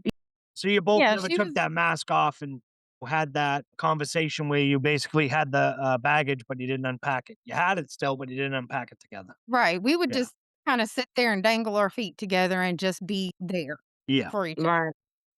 That was really what we did. And it seems like that's what both of yous really needed, though. You didn't need to have that conversation, though, right then and there, because just being with each other and sitting with each other was probably more of, hey, you know what? We're going through it, but let's just sit. Yes, As long as you're here and I'm here, we're good. that's right. Exactly. That's Yeah. exactly what it was. It was like, "Can I sit by you, best friend?" Yeah. We always Yeah. refer to the part of Forrest Gump where he's like, "You just lean on me and I'll lean on you. We won't sleep with our head." And that's And kinda our whole thing right there. That's just where we'll just stay with each other and we won't sleep with our heads in the mud. and what's magical Mhm. about that is like you said, you're coming up on 30 years as a friendship, but everything you guys went through, and you still 30 years later, still best of friends, still in each other's lives. You get the podcast together. You guys are doing great things, and like I said, if you have a chance, go check it out. Thanks, it's the trauma. It's unbelievable. And what do they talk about? What do you guys talk about on there? And we unpack it in the most humorous way that we can Yeah, because if we can't laugh at ourselves, then, what can we laugh at? exactly. I think if you lose your sense of humor, Yeah, it's detrimental. If you yeah, can't laugh anymore, that's when you've reached a new level. And I don't know. I'm not gonna say I haven't been there at times because God knows I have. But I can't stay there long. yeah. And I think one of the biggest things now, like you girls just said, is unpacking the trauma, right? Unpacking that baggage. Because a lot of people, I think, like to, and I was very guilty of it myself, walking through life, relationships. I'm divorced, but walking through those issues that I've had in life and just picking up more bags, with more trauma in it until you get Right. home and you throw it in the closet and you're good because you don't have to think about it. But once you really sit down with yourself and you unpack that trauma, you can, like, it's like the world is taken off your shoulders. It doesn't take the fact that you are hurt or are hurt away, but it makes you recognize, and you learn from certain things. So one of the biggest things is people with the trauma is to unpack it. Don't keep picking up them bags. Don't keep packing them bags full. It's almost like when you travel and like you're trying to keep it to the 50 pounds when you're traveling on the airlines, right? 50 pounds. So instead of getting 50 pounds and finding the next one, nope, unpack it and let it go. Right. And that's just what we've been doing with the podcast itself is honestly, we've been getting to know each other a lot more A lot more, yeah. In and depth. on a deeper level. Yeah. Because the things that like that Crystal just shared, her bombshell story. And I've had traumas that have come down the line too. Nothing quite as significant as That's what that. she's gone through, but still pretty significant. And it's changed us as people. It's changed us, emotionally, mentally, and even in some ways physically. Yeah. And so for us to be able to get to know each other again as Yeah. these brand new people and be stronger for each other and to be more centered for each other and to not be afraid to talk about these things now, I think that has been huge. It has. Now, do you think It that's one of the has. biggest, do you think that's one of the biggest problems when it comes to trauma is that people just don't wanna confront it and talk about it? Well, they shut Yes. down. Yeah. Yeah, I mean, but you know how that is. You don't know that you're shut off until you wake up and you're not shut off at that. You know what I mean? Like you have to Yeah, know you're until you out of it see it to in know front of you're in you. it Yeah, yeah. or behind you. Yeah, I mean, Yeah. but like, yeah, you don't know it when you're in it. So It when you feels right. like a lot of different things, but when you when you have the people that come on the show, right, is it, have you got what's one of the stories that you've heard that still resonates with you or still sticks with you, one of the stories from the podcast? Somebody that, that they've shared. Crystal's story? Yeah, probably so. And we actually had a lady that came that's on what I was gonna share say. and hers was just as incredible. Mhm. Yeah. The only difference is that she grew up and her father was in the picture, but not. He would basically, He was he a friend of the knew. family. Yeah, he was considered like an Uncle Paul. Wow. Yeah. Yeah, that's what she said that her mom would, order pizza and give her money so she could go to the door, and he would have went and bought pizza and been bringing it to her and play delivery guy, and, like, he was at her first communion, and, he passed when she was a mid-teenager, I think, sadly, but he wanted to be her dad. Yeah. He wanted to be involved, and she was the product of an affair, and this was, like, the early '70s. People didn't wanna talk about it. Yeah. That's She crazy. didn't find out until late in life too, like, when she was He was 40. 41, Mhm. 41. She found out, and she's 51 now. So she's lived with that for about 10 years, but even she said that she's still unpacking things Yeah. that, Yeah. over And time. it It took a and long time. Yeah. I think what intrigued me about that was, like, her and I paralleled, like, we're different people totally, but at the same time, I mean, this woman she's a college professor Yeah. of English, and we're talking just like her like we are right now, and, like, she's just, like she was relating to things I said, and I was relating to things, and I could just tell, like, it didn't pain is universal. Yeah. So it doesn't matter, like, if you work in a STEAM job or a regular job or a whatever, what you have, what you don't have, how much money you have, how much you don't have. Pain We're still all human. inflicts We all all wounds. have pain. We all know what pain feels Yeah. like. That's Yeah. something we all can connect on in some level. And why wouldn't you take the one thing we all know we share? Yeah. It's a way of it's a It really yeah. is. And that's one thing too that I think Crystal can share the same feelings on it too. Is that's one of the things that we really love about our podcast is that we do get to meet people from all walks of life, from all backgrounds, from, you And I know, love it. Oh my god, I love it. I love it. You know what I mean? yeah. Just It's such an outlet for us to be able to do that. And just like that, Jimmy, we were able to meet you and have you on ours and do a Exactly. collaborative and be on yours. Yeah. And that's just, for me, that's the coolest thing. That do I send you an email saying, "Hey, I'd love to come on," and I don't know how you girls are, but I'm like, "You wanna come on? What time?" Like, I don't care who comes on because it's like, That's how you know what I we mean? Like, 'cause are. everybody's got a story. so it's not like I'm based off of like, "Hey, I'm only doing business leaders." No, my whole premise is there's 8 billion people in the world and there's 8 billion stories. So shit, as long as if you haven't been on the podcast, come on, come on because I want to hear your story because everybody has a story. There's definitely going to be pain involved. There's definitely going to be scars, but there's also going to be rewarding stories. It's just unbelievable. And that's one of the biggest things that we have Trina here for. Trina's a new author. She has a book called Charlie in the Big Oops. That's right. So, Trina, what inspired you to write Charlie in the Big Oops? And what message do you hope your young readers take away from Yeah, so it was actually inspired by my own Charlie, my youngest daughter. it? Okay. Her name is Charlotte, but we call her Charlie and Tuck if she's being ornery. But she had made a big oops where she had overheard words that she didn't really understand. She was only 5 years old. And she repeated the words, and it really hurt someone's feelings. And so that broke her heart that she broke somebody else's heart, and she went all to pieces. And so it was a very teachable moment and a learning moment. And it's basically to let people know that, you know what, we're human, we make mistakes. Saying sorry is always the best, asking for forgiveness, moving forward from that, and just becoming wiser from that experience. And just to let my Charlie know at that time that one oops doesn't make you a bad person, Yeah. just makes you human. And Yeah. so that's what the book is about, and I hope that parents and children will take that lesson away from them. Is that, everybody does make mistakes and it's okay. That's one of the biggest things. If you make a mistake, it's okay. Own up to it and don't lie. That's one of the Right. biggest things. I remember being a kid and I grew up with seven brothers and sisters, so it was easy. Like, say someone spilled the milk, who did it? And everybody's pointing at everybody else. Now my father would have the belt and he'd snap it and would be like, "All right, we're instead of The someone fault. just being like, 'Yeah, I did it,' then no one would have been in trouble. Yeah. So just Right. own up to it. So the story is playful yet meaningful. Right. Were there personal experiences or lessons from your own life that shaped Charlie's journey in the book? Yeah, because 'cause I've made many a oops, I always fumble over words or saying the right thing. I'm just awkward as fuck, so there's been plenty of oops in my lifetime, so yeah, every experience went into this is because I know how to say, "You know what? My bad, I'm sorry." Yeah. That's one of the biggest things, owning it. A lot of people, Right. Yeah, you know? most people can't. No, they can't.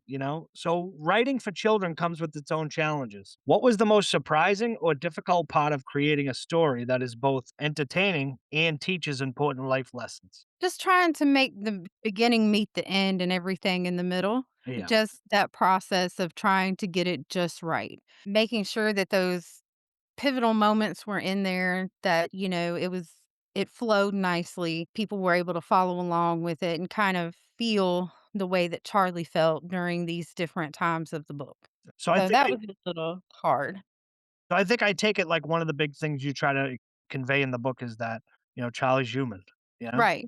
I Yeah. wanted to convey that emotion with it too. Yeah. So with the illustrations, I was very specific on how I wanted Charlie to look with it. I wanted, and the ones I wanted her to be sad. I wanted to show when, you do the embrace and with the forgiveness and, I wanted to just show that emotion not through just the words but also with the illustrations and I think it came together really nice. No, that's awesome. So let the listeners know where they can get where they can purchase Charlie and the Big Oops. You can find it anywhere online, like Amazon, Barnes& and Nobles, Kubo, even Walmart.com has it on there. If you purchase it from Amazon, 4.5% of the proceeds do go back to my foundation. So Awesome. I always encourage Amazon. Amazon. Okay, perfect. Yeah. So what were how long did it take you to write the book? Oh, probably years because Yeah. this happened when Charlie was 5 and she's 12 now. Okay. Okay. So Yes. when did that moment come where you were like, I'm gonna write a book? Oh, Immediately, and then she didn't do it for years. So it thank happened you. 7 years ago. So you just held off and just kept saying, I'm gonna write a book, I'm gonna write a book, I'm gonna write a book. She has thought about writing a children's book since I can remember. Like, that is since we were kids ourselves. Yeah. Like, Yeah, I've always wanted to write. I've been writing since I was probably in 3rd grade. My 3rd grade teacher was the most pivotal in getting me into writing, Yeah. and then from there, I just loved it. I still journal, I still write every day, and, even if it's notes, Yeah. I'm constantly writing something. Yeah. I Same here. I I'm just always writing, and I didn't mean to cut you off there. Sorry about that. No, that's fine. I was gonna say I just actually found out and what, like, Substack was all about. Yeah. I'm still trying to figure that out myself. Like I see it, but I'm like, I get notifications and I'm like, yeah, I still don't know how to use it. I gotta So brush up. I just it's like blogging on there almost, just doing Okay. posts. So I started writing on there and I have my one follower on there that I'm writing for. But for me, it's I write for me because I put it on there and it goes through the journey of those different things of what does it feel like to have a book published and to see my name on the book? Yeah. What does it feel like to go to my first private mini book signing? What does it feel like when, I'm trying to push the book and I just don't feel like things are going, pouring the pavement. And then I just wrote one about pounding the pavement, being able to get that out there. So it's definitely a process. Yeah. So have you gotten some feedback from some parents or some kids about the book? I have. I've got a lot of great Amazon reviews on there. People have sent me personal messages of their kids holding the book and saying, "We love it," just little messages. And so they don't really post their children on social media. Yeah, And yeah. I wish that I could Yeah. because they are absolutely adorable. And it makes my heart swell to see them holding that book Yeah, it must and make you just smile. smiling So so big. Yeah, yeah. and then being able to go into these different classrooms at these different schools and being able to read my book to the littles and just seeing their faces light up or see them, go through those emotions also as we're reading the book and like, "Oh, no, what's going on? Oh my, what? Oh, yay, hooray," just watching them go through that wave of emotions is just absolutely gratifying because Yeah. it's exactly what I wanted it to do. Yeah. So it must be special, like you said, when you go into a, classroom or an event and read to the kids and just see their reactions to it, when you're reading it and see, and it must be, must like tear at your heart a little to be like, yeah, I did this and it's being recepted and the kids love it, so it must be like, oftentimes a lot of people don't get that, accolades to be like, yeah, you did a great thing. Or, we live in a culture now where it's almost like, screw you, friggin' wow, you wrote a book, you did like people are just so friggin' negative where it's like, no, you wrote a children's book, which is great because you're teaching the kids lessons, right? Lessons that they can learn from. Exactly. And sometimes sometimes kids don't have that, we heard Crystal's story, sometimes you don't have that guidance at home with the parents. Right. And the small little thing that you're doing is giving back in a way of, taking your stories from, you know, your Charlotte and putting it on paper and sharing it, which is great. So what's one of the most, I don't think most is the word I'm looking for. So what has inspired you from the feedback from the book, are you going to write another book? You going to write a couple books? Yeah, I have 3 in the pipeline. So, Perfect. they should be coming out about every 6 months. So, we'll Anytime somebody has a baby, anytime somebody has a baby or there's an addition to the family, whatever, we're gonna just keep writing books because that's what I write from is real life experiences. I feel like any writer, well, any person can be a writer if you just write. So we were talking about the book. So for anyone out there that's an author, Trina, what do you have for advice, to give them advice about writing? If they're sitting there thinking about, hey, I can write, I want to write a book, what would some advice be for them? Do it. That's the Like, best for advice real. ever. Put it out there, the one thing it does take is some vulnerability Yeah. to be able to put your work out there and know that it's gonna be judged, gonna be, looked at. You're gonna have the critics, and that's okay, and just put it out there because it's still your work. I'm not selling thousands and thousands of copies, a day of this book, but you know what? It still makes me feel good to see my name on it and that I've made it, that Yeah. I did it, and you did what you wanted to do since that you I Exactly. were did. good. Exactly. Exactly. So, I've got a copy of my own, and then I gave my daughter the very first copy when we got them, and it was a signed copy. Nobody else I would not sign anybody else's books when they ordered them until I was able to sign Charlie's book first. It's awesome.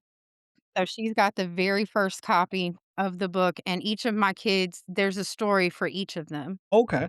So, they'll each get their own copy, the first copy signed by mom, That's awesome. and You last sign it mom or do you sign it Trina? no, I sign it mom, but under my name, I do put my signature under there too, Yeah. just in case they ever want it. No, that's awesome. So, like you said, though, you're not selling thousands of books a day, but you've sold, you're selling books. Books are selling. Yeah, So right? it must be, awesome to think, getting the book out there, writing it.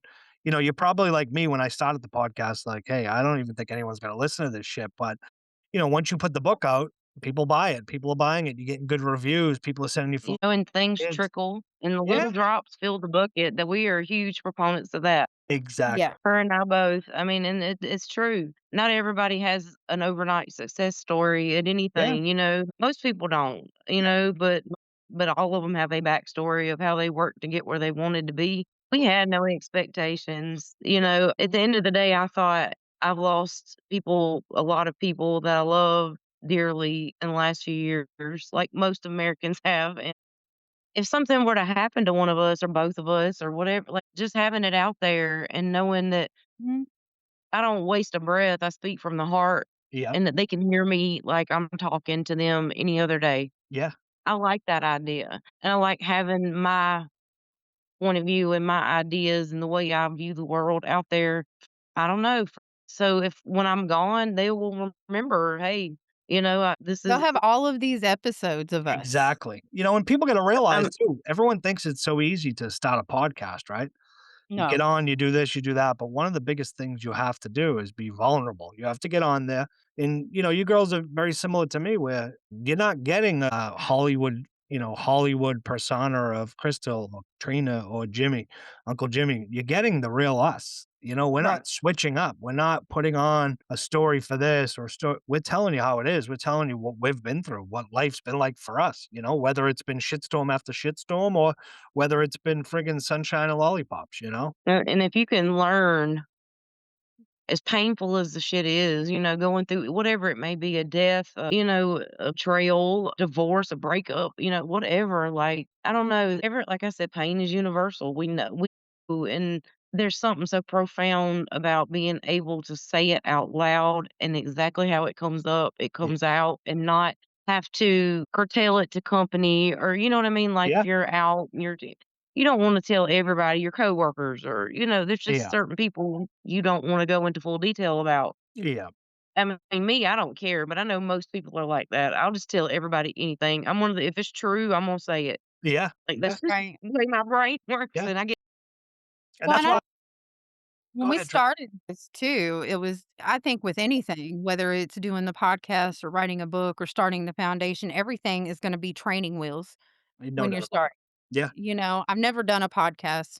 I've Yeah. never written a book before. I've never started a foundation before. Yeah. So all of these things are very new And I think what Crystal was saying is right. No matter what, you've got to be able to be okay with being vulnerable Yeah. and taking the shit along with the good too. Yeah. Well, that was like, when I first met you girls and we did the podcast on the Zoom, right? Was I was literally, right, you're gonna laugh at this. I was doing my podcasts through my cell phone with it, you know. Yeah.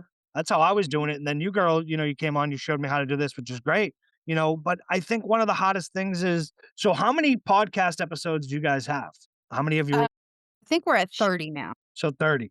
So do you know what the average podcast lasts? about 7 episodes. 7 episodes. Between 2 and 7 episodes they last. After that, most people give up, you know? And So I we're look at, at, and we're getting better. yeah, no, and I look at it as, so what we're gonna do now is we're gonna circle to the Dear Cassie Foundation, right? So Trina, Okay. what inspired you to start the Dear Cassie Foundation, and Dear Casey. what'd you say?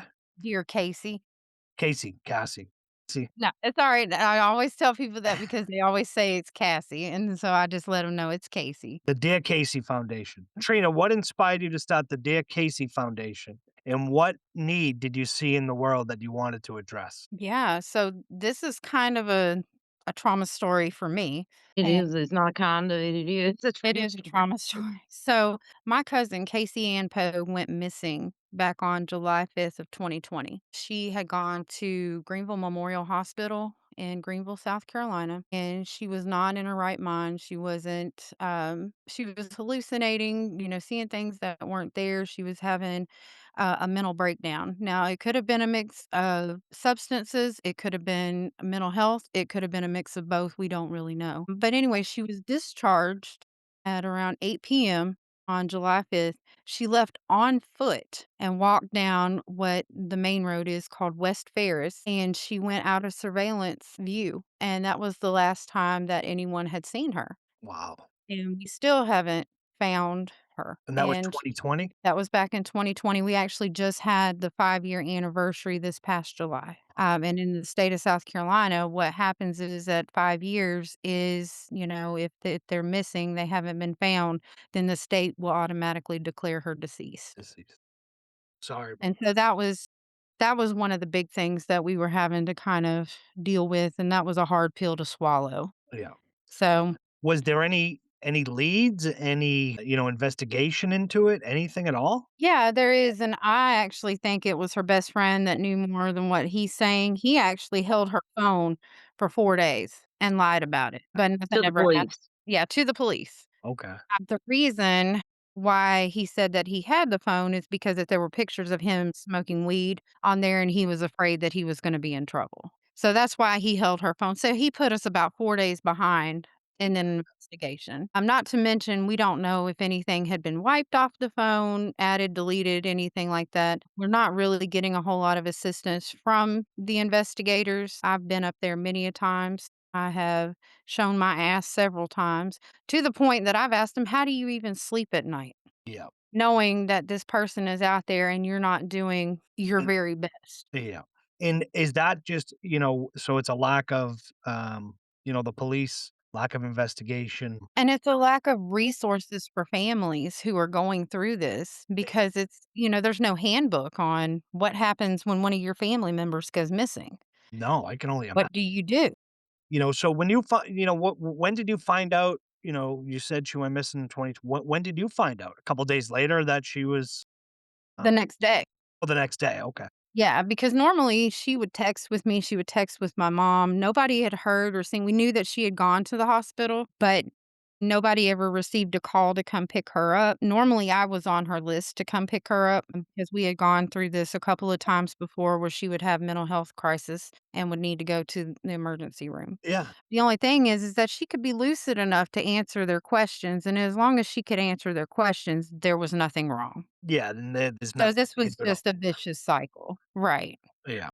So she goes missing, and now it's going on 5 years. So take us through like the early first, like couple days. What transpires in that? What's going on in your head? What's going on in your family's head? What's the thinking? Well, I immediately knew that this was out of character for her because even if she was angry, she would still text back. If she was going through a hard time, she would still at least try to call. There would be times if she was under the influence of something, I knew because of the way that she texted, it wasn't really coherent, but she was still texting. Yeah. So when nobody had seen or heard from her since that night at the hospital, immediately that's what we started doing is calling friends, calling other family members, texting her phone, calling her best friend, supposed best friend, calling her work, her place of employment to see if she showed up there, calling the hospital to see if maybe she was readmitted, calling jails to see if she was picked up for anything. Calling everywhere. Everywhere. So Um, when you find out that the friend or supposed friend had the phone for a couple days, what happens? Do the police bring him in? Do the police come and talk to you guys? What goes on there? Because obviously something's wrong where he has her phone and you're not hearing from her. So right. obviously, and why does he have her phone? Exactly. Oh, Why does he have her phone? That was never answered. He was never brought in for questioning. Basically, what it was told to me is that it's not against the law to lie. Well, the last time I checked, I thought it was when it came to To an the police. investigation.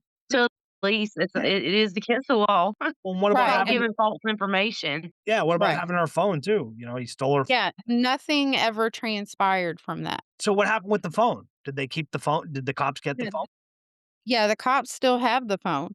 I asked them to specifically look for any kind of information that may have been deleted, added, anything like that, Yeah. because I wanted to know. Even if it was pictures of him smoking weed, Yeah. Yeah. retrieve them. Or even GPS data that could show where the phone was, where the phone was, Exactly. where it was, say sitting for two. I mean, I know on my iPhone, they have this weird thing where it's like visited spots, right? And you can go in and Mhm. check in it and it will show you like you spent X amount of days here, this day here, this it's but to think that, it seems like the cops, the law enforcement down there was just sort of like, oh well, they went in for a mental health crisis and came out and disappeared, and there's nothing we can do about it. Well, Right. they take the standpoint of nothing, it's not legal to just walk away from your life.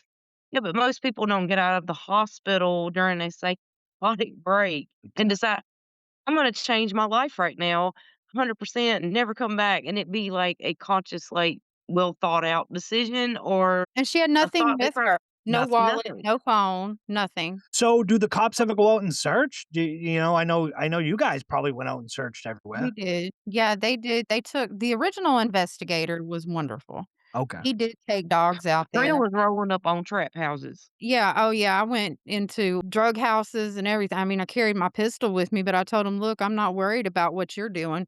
Yeah. This is what I wanna know. Have you seen her? We know she comes here. Don't lie. I've been here before. Yeah. Here's the flyer. That's all I want." Yeah, I'm not looking for trouble. I'm just looking for. Right, and they were receptive to that Yeah. Yeah. because it's like, "Look, I'm not here trying to get you in trouble or to shut you down or anything. I'm not a cop. I'm not anybody. This is just who I am. Here's a flyer." Now when you're And doing that, right? When you're going to those houses, what's going through your head? Are you scared? Or are you just like on a mission? mission Adrenaline, I would Yeah. say. She just refuse. Yeah, adrenaline. Are you scared at heart all? pumping Kool-Aid. No, heart No? was pumping Kool-Aid, Yeah.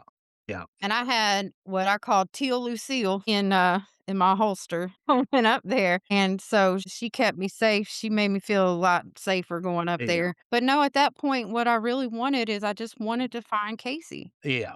Yeah. And and my probably. hope was that she was at one of those places. Yeah, that you would go in and you would see her there, and so you're doing that, and so nobody has any leads, when you're there, nobody saw her, No. so what was one of the biggest things? I know you said the guy with the phone, right? So what happened to Mhm. him? Is he still around? Is he still in the neighborhood? Is he? He's laying low. According to investigators, he's in the area, but, he's been kinda quiet. They have not reached out to my aunt at all during At this all? whole time. Yeah, during this whole time. So, You they know, really have sorry provided about it. so is there anything like, my listeners can do?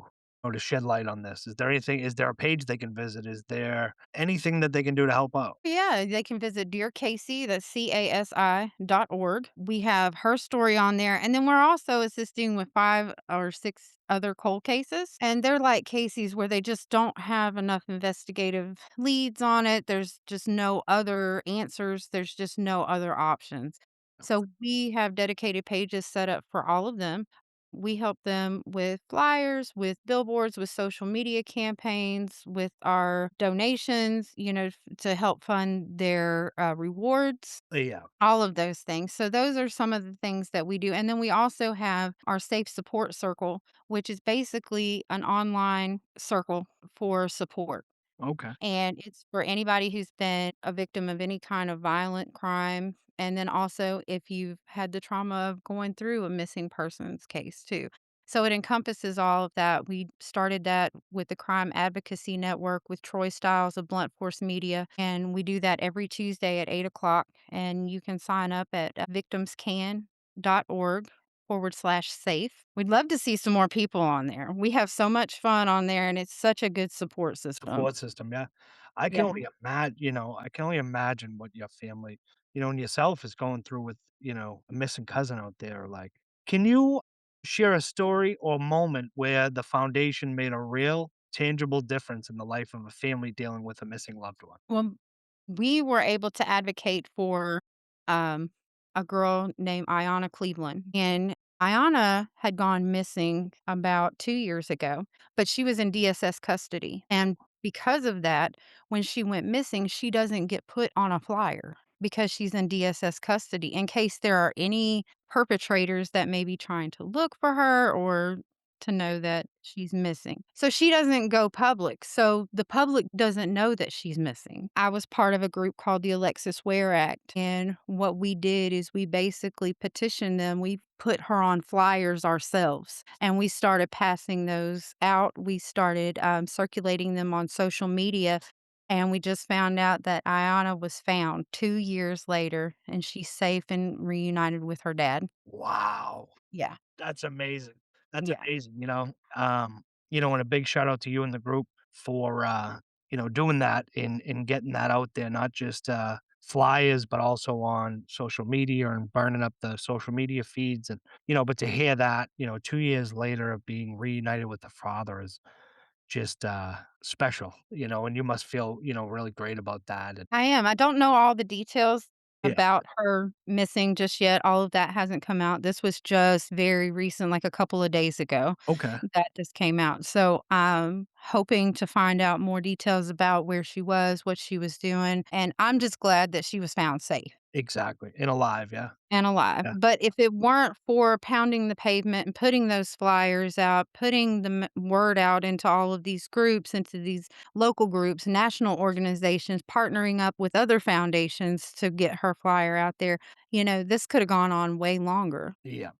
So it feels like the, Dear Casey Foundation is not just, breaking down doors and, not just truly focused on your cousin. It's more focused on just about all missing people, missing loved ones, It is. and you guys are trying to do what you can to raise some funds. So for families going through the unimaginable experience of a missing loved one, how does the Dear Casey Foundation provide hope and practical support? We basically let families know that we've gone through this too. We know what it's like, especially in those first few hours, how intense that can be, and being able to guide them with the steps of what they can do, like getting a flyer out if one hasn't already been done, putting social media posts out there.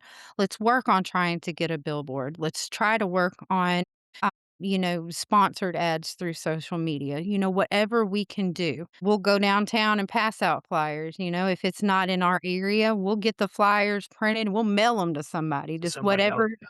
Yeah. Yeah, just whatever you need to do. What we've actually been doing right now is we have our holiday initiative where we are sending over 200 cards out to missing persons investigators to let them know that we appreciate what they're doing, their persistence on these cases, but we're also highlighting those missing persons' names in those cards as well to say, hey, we know what you're doing. We know their name. We're paying attention. Yeah.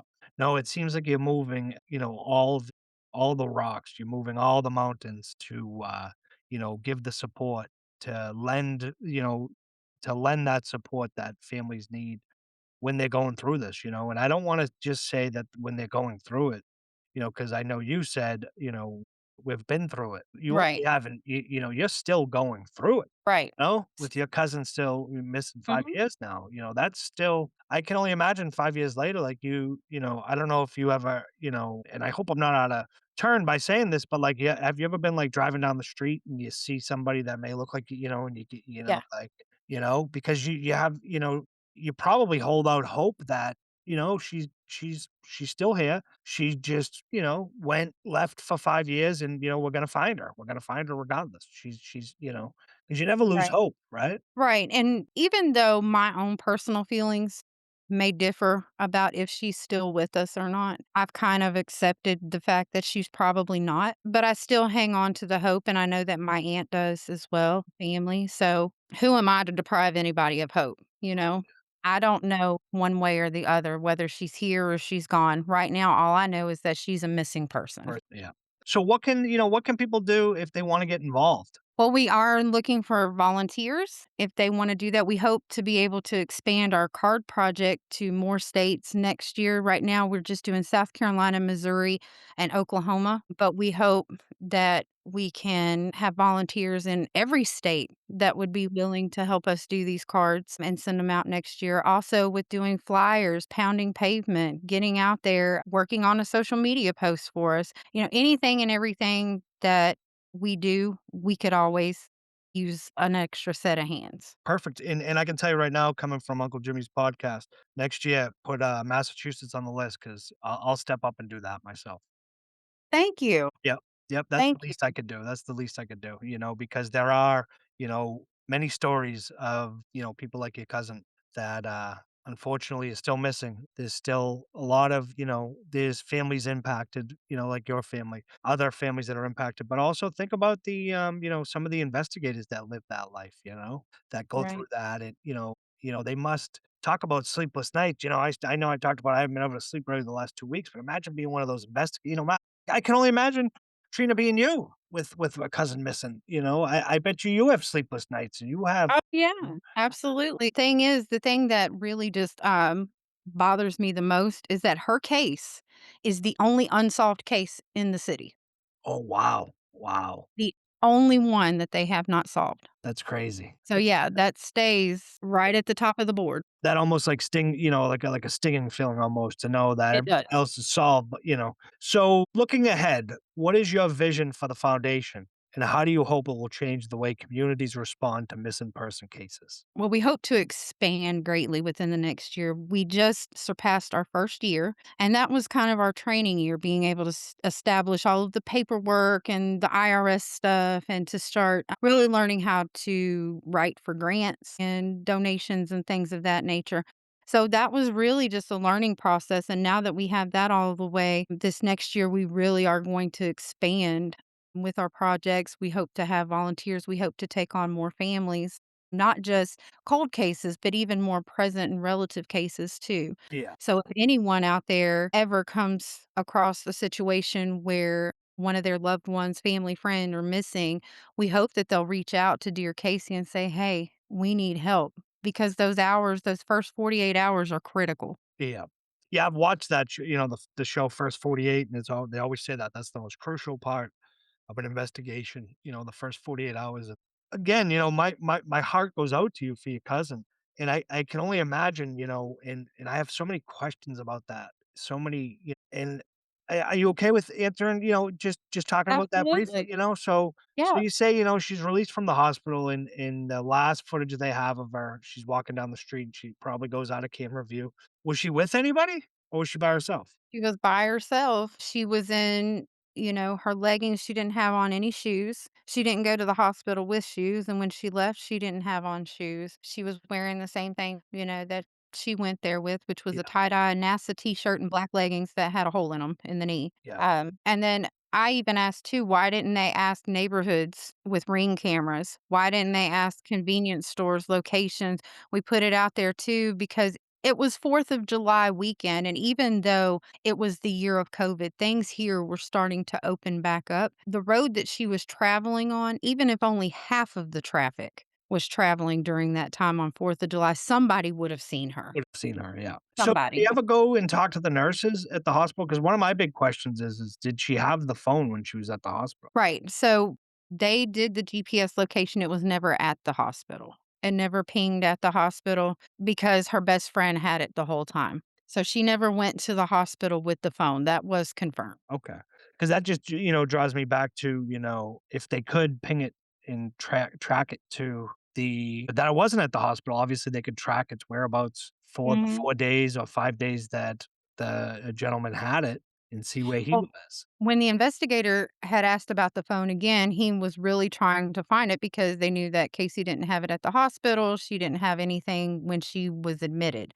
because when she went by EMS, they did not check anything in. I did call the hospital and ask about her personal belongings as well, and there were not nothing was checked in. Okay, okay, so it's just Um, what she had on her body, that's it? just whatever she had No on her purse, body. no nothing, just No her purse, no leggings and wallet, her tie-dye NASCAR shirt, not even any shoes. no shoes, but even to think that the hospital would let her out of there with no shoes. Right, or not even call a cab because down here, that's what they do is they would call a cab if you didn't have a way. They would give you a voucher. Yeah, and even just to cut to reach out to you because you said, she had been that through that a few times before, and they reached out to you to pick her up. Right, so nobody called me, and even if she doesn't know my number by heart, she knows her mother's and my mother's number by Hey, heart because they've been the same for, 20 years. yeah, exactly. Yeah, I just have, it just it I can only imagine how much it probably bothers you because I'm, just I read about it, online and I was getting ready to talk to you about it and there was so much in my head about it. But now that I'm talking to you, it's like I'm just furious, like to think that, there's so many processes that were, dropped, like, the hospital, for instance, does just lets her go. No shoes on her feet, doesn't call her a cab. The cops basically say, he had the phone. It wasn't pinged to the hospital, but so where was it the 5 days after or whenever you received it? Where was it during that time? Did you go check those areas? Did you go, there's so much. So Right. before we go and close, and I just wanna appreciate you, coming on and, I'd definitely love to have you back. We can do some updates on some of the cases that you're doing, we can just talk, you and I. I know that Crystal stole the show today, She you did, but know? her story is like, It's wow. crazy, and I feel bad because 'cause we've been going here for, 2.5 hours, but, one of my biggest things was making sure we touched base on the foundation in the book, and, one last thing before we go, what message do you have for families of a missing loved one that are going through it right now? Don't be afraid to reach out. Reach out. That's why we started the foundation is because we wanted to make sure that there were those resources for the families when you don't know what to do because we were those families too, you know? Yeah. Uh, when this happened, we didn't have a go-to. We had to search up and down and high and low to try to find anybody that would be able to help us. So we really wanted to compile that and to put that into the foundation. And we want to be that go-to for families. So if they ever find themselves in that situation, please reach out. No, and that's the biggest thing right there, I think, like you said. You guys go through this 5 years ago. You don't know where to start. You don't know who to call. So, you establish the foundation, and the biggest thing is now is that what you're telling people is in Trina's no bullshitter, so if you're going through it, if you're a family of a missing loved one and you don't know where to start, or you have questions, you can always reach out to her at the Dear Casey Foundation. You can go to the website, you can find all the information there, and believe me, we talk probably every other day on either through Messenger or sharing each other's posts or so I know she's active. She's always talking to me, and she's become a great friend of mine. Yeah. And I look forward to like I said, the cards here in Massachusetts next year. I'll definitely take care of that, and anything I can do on my end to help out, I would love to.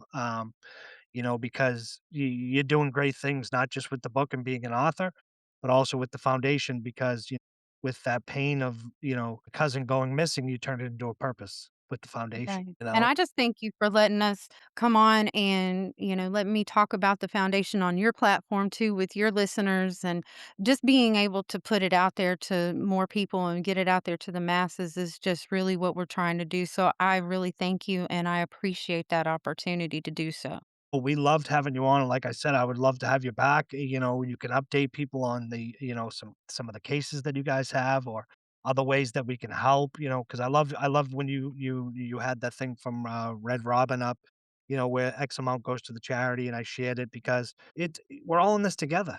You know, Right. we're all in this. And we actually we cleared about $200 from that once we took our 20% away. So we did about $1,000 in food sales that night and we got our 20%. That's So awesome. I want to thank anybody and everybody that came to Red Rock That's awesome. supported us. You may not think that's a lot of money, but the $200 can be put towards something really that can be used, whether it's, but That just helps helping out. fund another billboard. Exactly. And helping out, getting the information out there. So like I said, anyone, you can go to the Dear Casey Foundation. What is it? DearCaseyFoundation.com? .org. .org. You guys can go there. So I'm gonna give my closing here. So Crystal's no longer here. I don't know where she went. Crystal got some food or something. She told us DoorDash came. The dogs were barking, and then she disappeared. Trina, Trina, I appreciate everything that you're doing, not just for your family, not just for the children, that you're writing books for, and your children themselves, but the families of missing loved ones with all you're doing for the charity, for the foundation. It's amazing. So as we close today's conversation, I want to take a moment to honor the incredible work of Trina Burns and Crystal Stover. Through their courage, their vulnerability, and their unwavering dedication, they remind us that trauma is not the end of the story. It can be the doorway to healing, growth, and transformation. They show us that sharing our stories, holding space for each other, and embracing our truth can create connection, hope, and real change. Every conversation, every act of compassion, and every story told ripples outward, touching lives in ways we may never fully know. To Trina and Crystal, thank you for your honesty, your heart, and your commitment to helping others turn pain into purpose. And to everyone listening, may you carry this reminder with you. Your story matters, your healing matters, and your courage can light the way, not just for yourself, but for the world around you. Trina, thank you so much for joining us. I Thank you. appreciate it. Peace and love. Peace and love. Uncle Jimmy out.